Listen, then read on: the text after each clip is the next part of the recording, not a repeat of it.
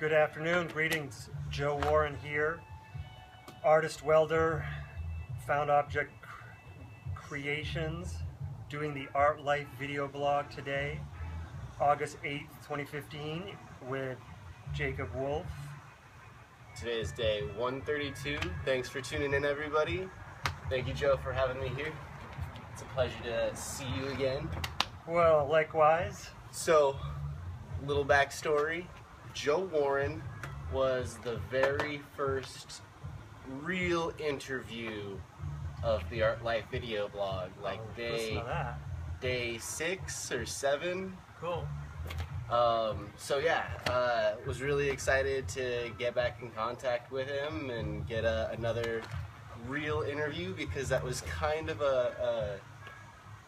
it was in the test stages. It was really spontaneous. These guys found me in a co-op where I was a member at the time, a really great co-op called Artistic Portland. It's now downtown, so I'm taking a break. Just my life's really busy, but I'd love to go back there to that co-op.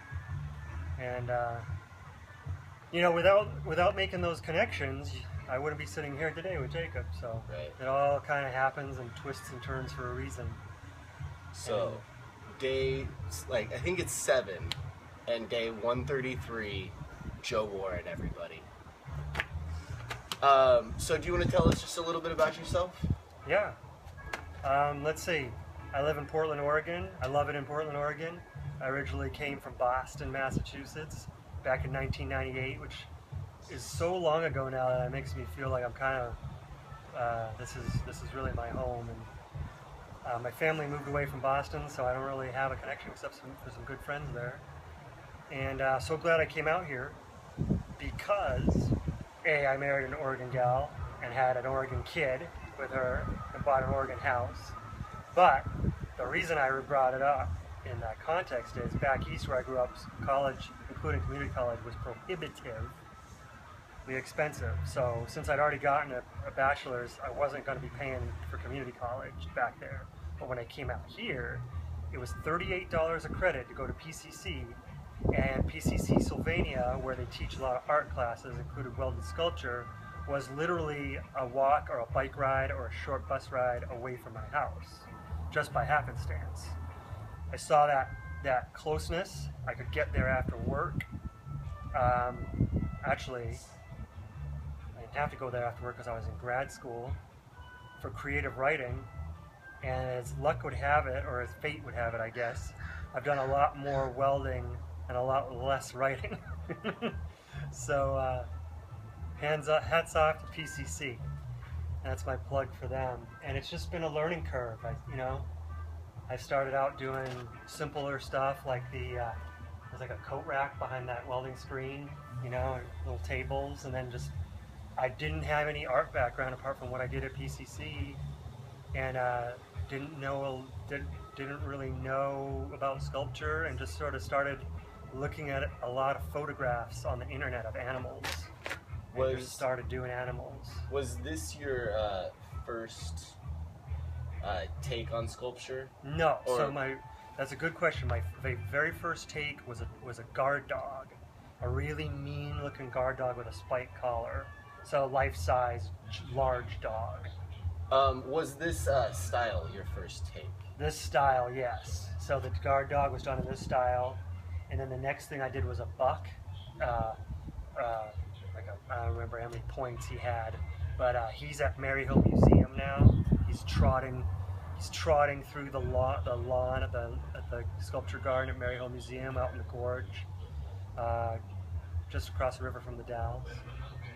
And how long have you been doing this type of sculpture? So that's a really good question, because it seems like just yesterday that I started, but it was actually a while ago. So I said I was in grad school, so that means it was around 2000. So about 15 years. Yeah. And I enjoy doing this kind of thing. I do the garden art stuff that you see, and then I do the more, somebody once called it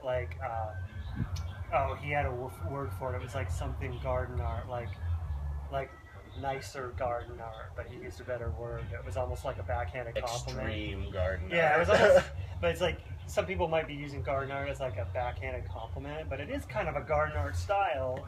But I think it can lend itself, but it kind of jumps over into gallery art, you know, and then so I'm in some galleries and some creative spaces, and but also do these kind of recycled art shows and that kind of thing too. Yeah. How has your art style progressed since you started? Well, it's gone from, if I hang the shark up, you'll see it has some movement. But if I were to do it again today, I would put way more movement. I'd curve the tail around.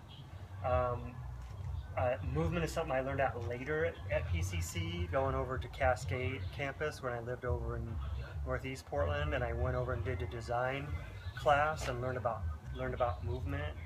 Um, and so now I'm able to like incorporate that into, you know, like I said, my art background wasn't very good, so well, not good. That nothing, no one even qualify it. I just didn't have the depth. So if I made a fish, it was like just a fish, you know, flat. Or if I made a buck, originally he's just standing there, head looking straight, 4 feet planted on the ground. At Maryhill, he's trotting because I took him apart after I took design and made him moving, you know. And what I've done with some other works is some of them are so heavy you really almost have to have the 4 feet on the ground. But if it's an animal or, you know, like a horse, the easiest way to get movement is to get some limbs in the air. So one of my favorite pieces was Don Quixote, the man of La Mancha from the Spanish story by Cervantes. You know, it's like hundreds of years old. And he's an old man that charges windmills with a pike, you know, as though he's a knight.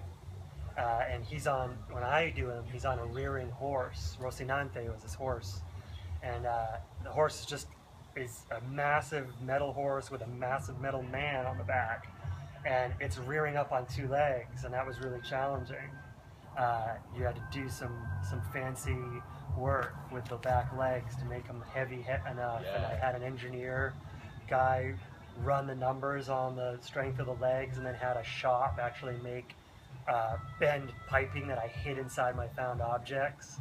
So that's how things have really, really progressed over the years. And now I'm ready to move like into the next thing. I'm really like, I'm hearing the call that like my art needs something more, and just for my own enrichment, I need something more. And by enrichment, I don't mean my pocketbook, because that's not why I got into this.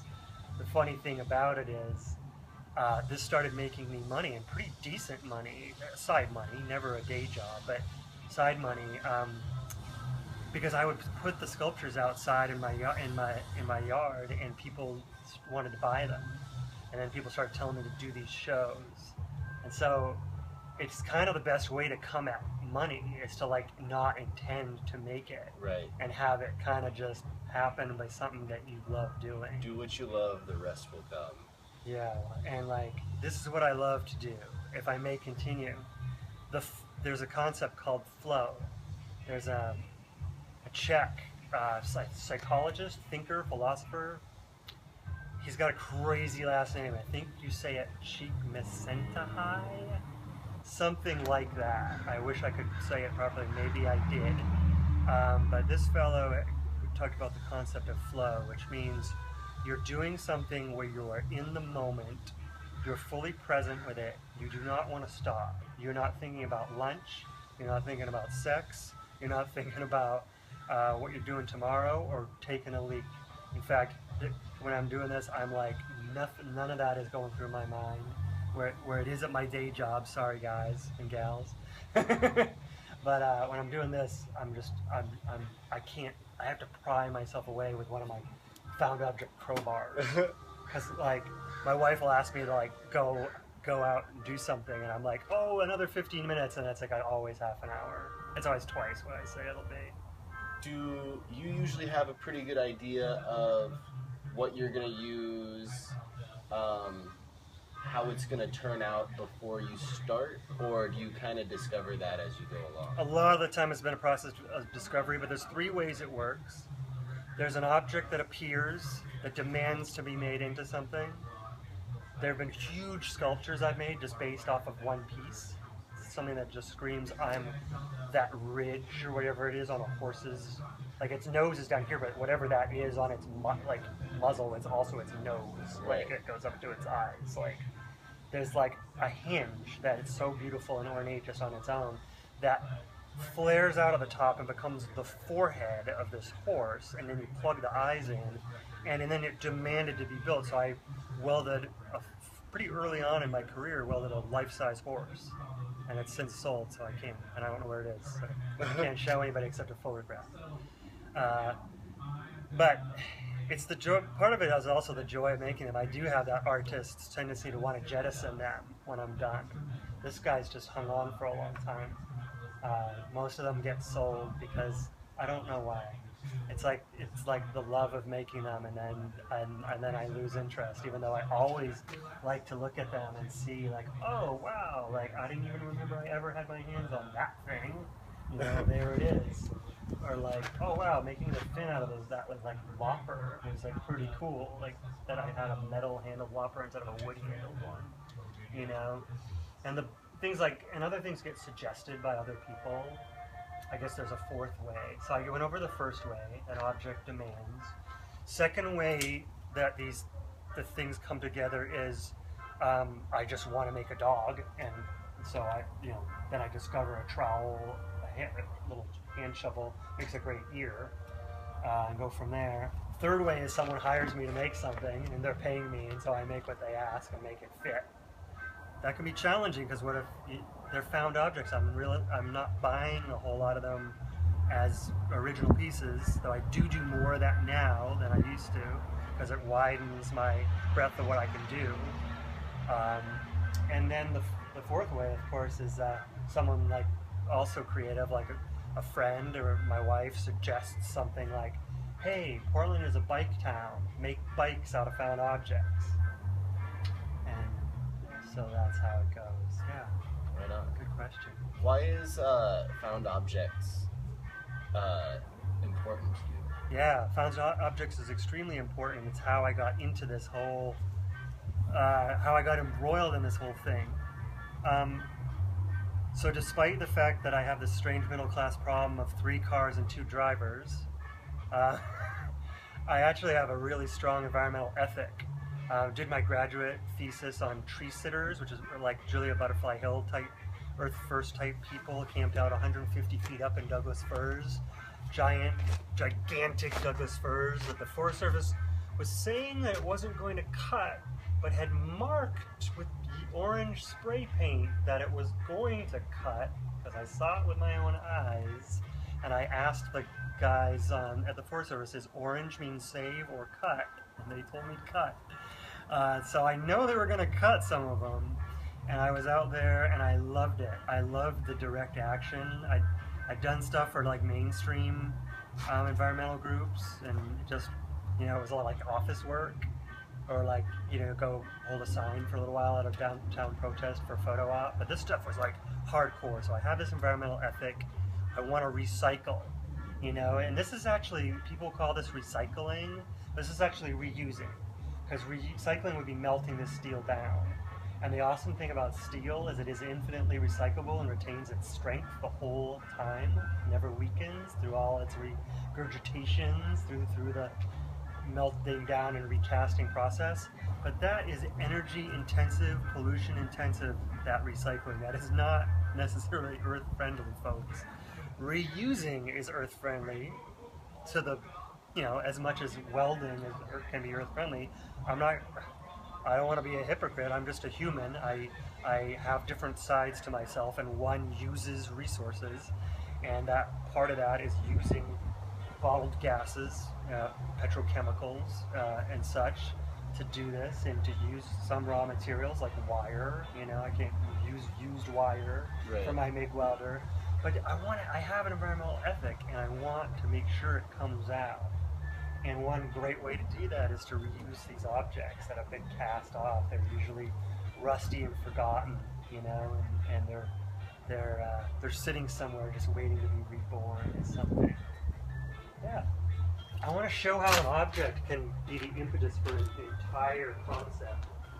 So these things, when they're about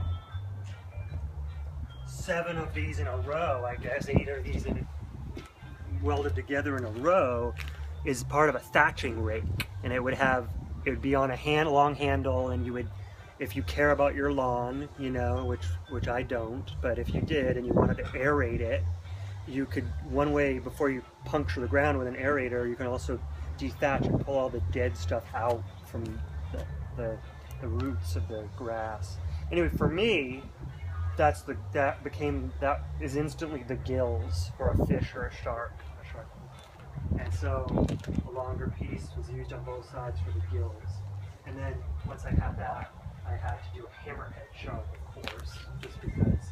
Hammers. Yeah, hammers. And why wouldn't I want to be punny? So that's how that goes.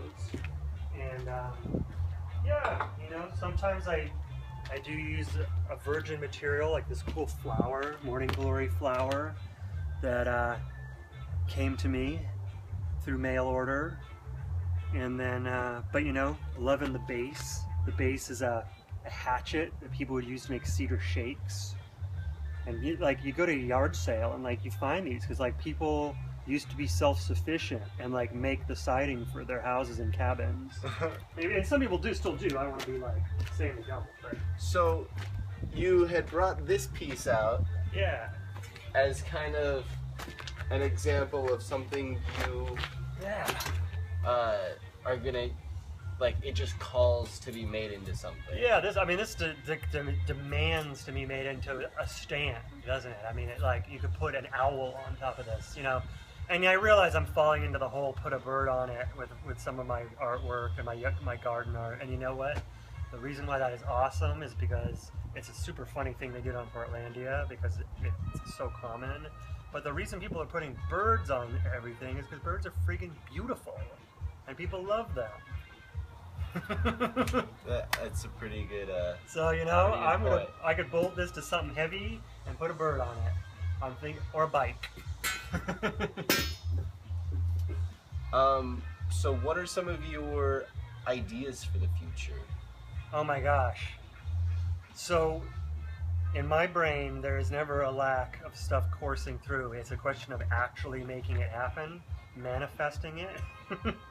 And it's been years since I've taken an art class. So that has been, and I know I'm not the only one that does this, so I'll admit it. I sign up for art classes at PCC, and then I cancel at the last minute. And I don't know why I do this. The other person who admitted that she did this, I think, was because of like the time and money aspect. But the problem is, if you do that, if you're not going to take a class, you've got to learn on your own. And if you know you're not going to do that, then you have a circle of people you can learn from, I guess. But if you're not going to do that, because your shop is now at your house, and you're doing it in here by yourself, you maybe got to shell out the time and the cash. Right. So I am hoping to get some more art classes down, and because like design, that one design was invaluable. Design class was invaluable, and I know I know other artists, and I know you can go endlessly into just your ability, your form, and your concepts. And I know, for example, an artist who can recreate perfect men and women or perfect Jesus Christ, you know, in charcoal or in, you know, drawing or in cast concrete or in wood. But he always still goes and draws at the drawing academies, you know, the figure drawing salons and stuff, you know, because he said, even though he has a PhD in art, that he's never done learning, which I thought was awesome and very humble. And so I'm so much beneath him in art knowledge, you know, like I have so much further to go. But I also need to make money. I'm talking day job money, not side art money here. So what I'm going to do is I am actually going to do it, provided that the financial aid comes in. I am going to go to Mount Hood Community College, which is closer to me than PCC, and I'm going to take full-time college, which I haven't done since grad school. I'm signed up for the associates right now, it's called Integrated Metals machine tool technology, I believe is the official title. And that is all going to be learning machining. I may just do it for a year and learn the CNC, the computer numerical controlled machines that everybody uses now.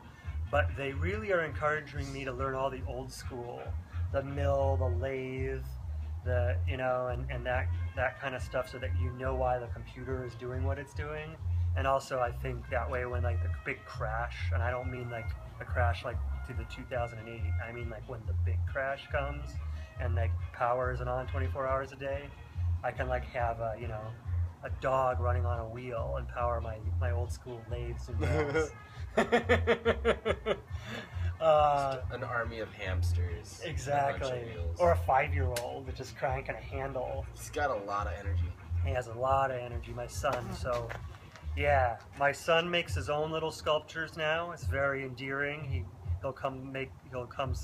can't weld, but he'll just pile little pieces of metal up, or he'll use objects all around the house. Like, he's actually way better with like using a multitude of found objects, whereas I usually just stick to steel. I'm just kind of hung up on the welding, but he's more of a mixed media guy.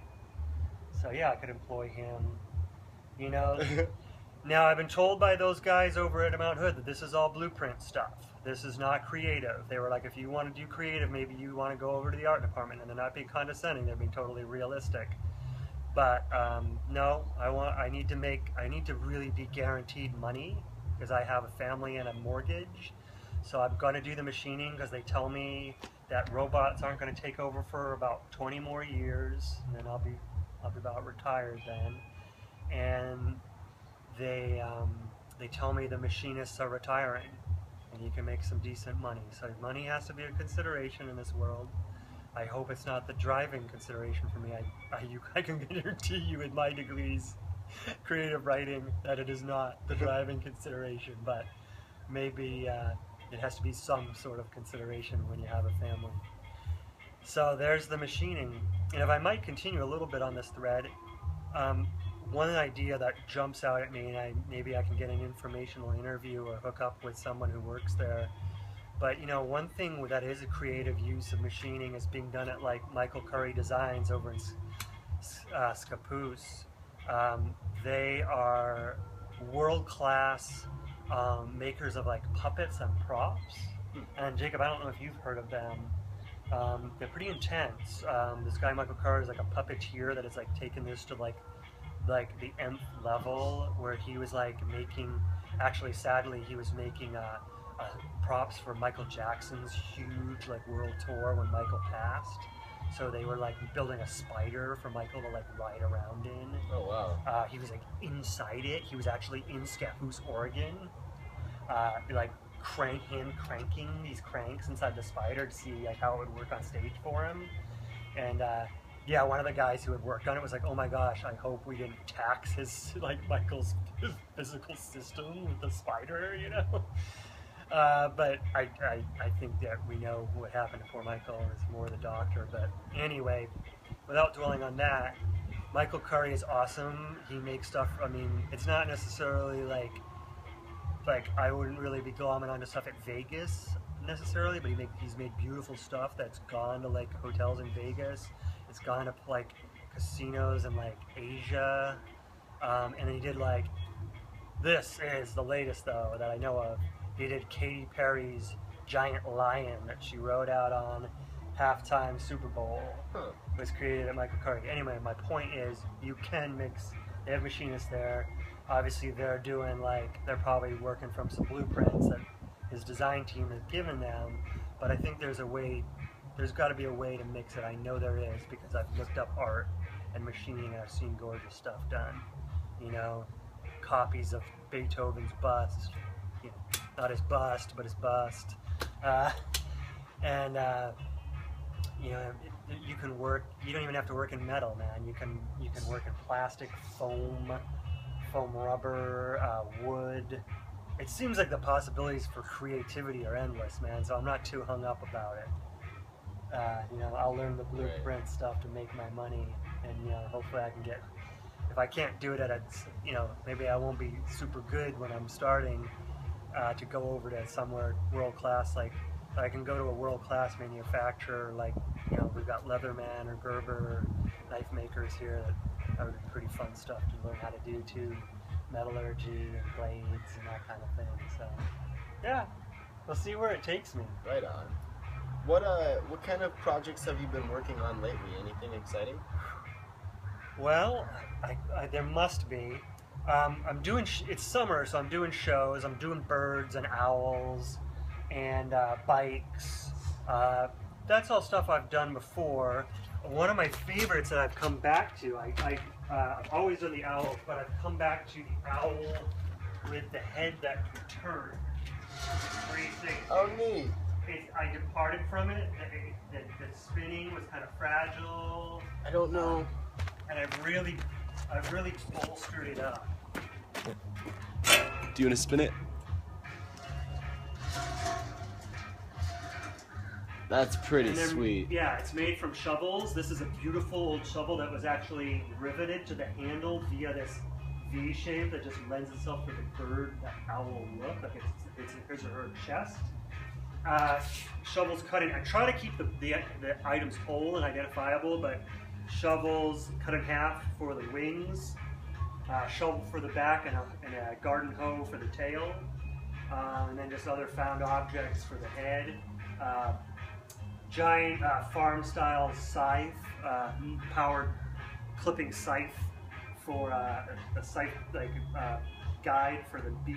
But I do wrenches for crescent wrenches for the beak. I'll do little hooked tools for the beaks, and some of those are on those owls over there. Really excited about penny farthings. Saw a clown on a penny riding a real one earlier today. Oh, neat. Really fun stuff I'm doing. Really need to find a home for the shark. It looks really great over a bar or a tea or coffee shop bar or a drinking establishment bar. It hangs, and when you hang it, you know, you just secure it to some eye bolts. It's very safe. It would be very safe above people, and it gets a lot more movement once you have it hanging. And unfortunately, I don't have. We had an engine hoist here. You know, we can hook it to that.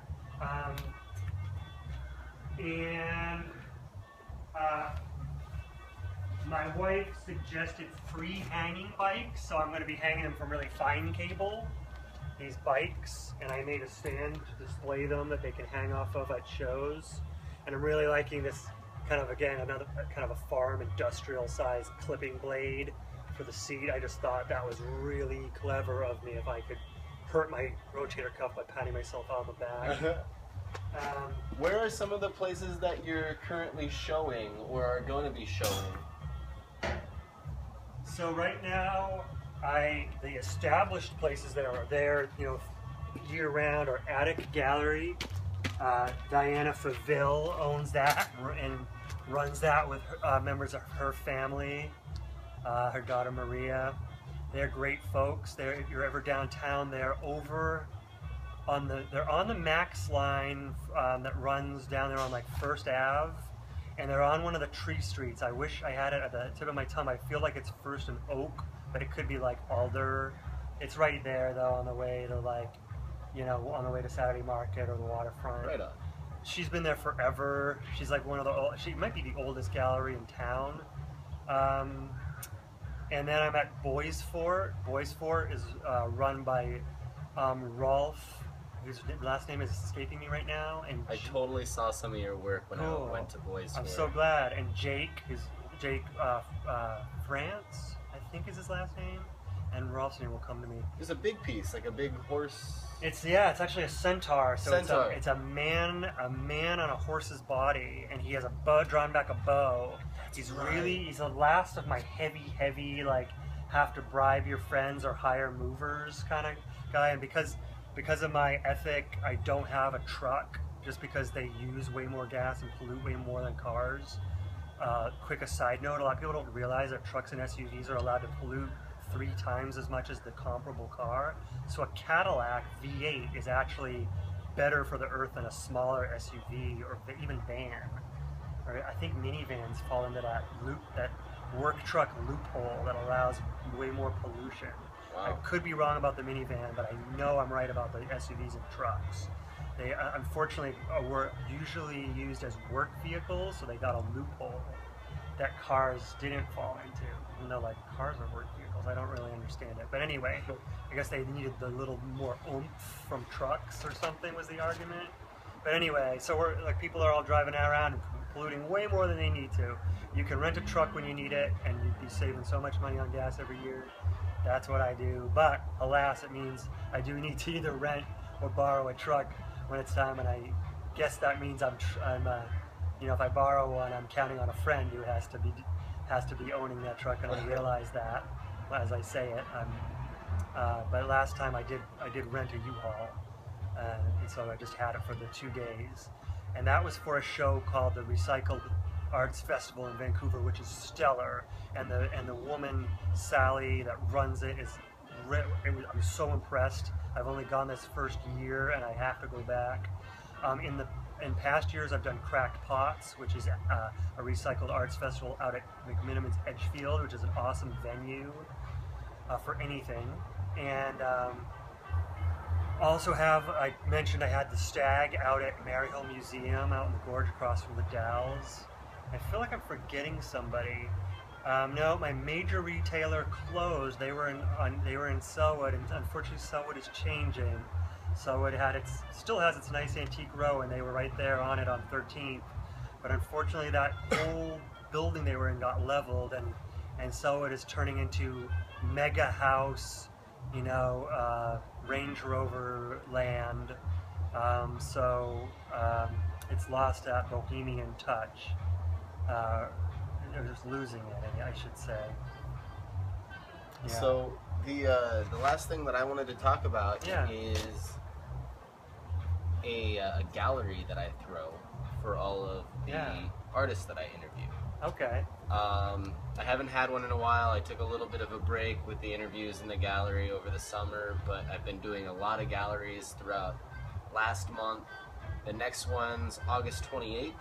Oh wow. And you're welcome to come hang out and check it out. There's going to be free booze and food. There's a ton of artists. I want to. There's live music, and we paint on the walls, and it's really crazy. That sounds great. So that's this month, August 28th, and then the fourth Friday of next month escapes me. I still need to check that out and make the event, but Yeah. that's the one that you'll be invited to come The show. fourth effing Friday. Fourth effing Friday. That's very cool. Now the 28th one is good because it's a day before the second show I'm doing this month, so chances are I'll have stuff. And then what I'll need to do is between that and the next one is and just for my own stock, I'll have to start welding again, and it means I'm always collecting. I'm always looking for rusty shovels, shovel heads that are broken off their handles, any garden tools. Post hole diggers are awesome for bird bodies. So, if you have anything that you want to donate, this would be a good man to donate it to. Yeah, And I'm thinking, like, right off the top of my head, I know I have some. You could probably come over to my house. I'd show you places where we can find some steel. Yeah. I mean, like, there's so much steel everywhere. Steel is ubiquitous. In our culture, we don't really like rust, so because we don't want it on our tools. So we covered everything in zinc, which is the silver, the cheap silver look. It's kind of like an advance on galvanizing, which is just a cheap zinc coating, but I can take that off, and I used to do it with muriatic acid until I ate my Carhartts and decided I didn't really want to work with it anymore. And then I found out, thanks to Google, that you could just use white vinegar. And anything that's zinc coated, like bolts, if I am using new, obviously I have buckets of rusty stuff, railroad spikes, bolts, but if I do have to get a shape that is, actually at yard sales you still find stuff that's zinc coated, what am I saying? So you have to take the zinc off even if you're not buying it new. And you just drop it in that, and a day it'll take it off. I usually leave it a week just to be sure. And that zinc, the reason you have to get it off there is not because I don't like the shiny. The shiny's great.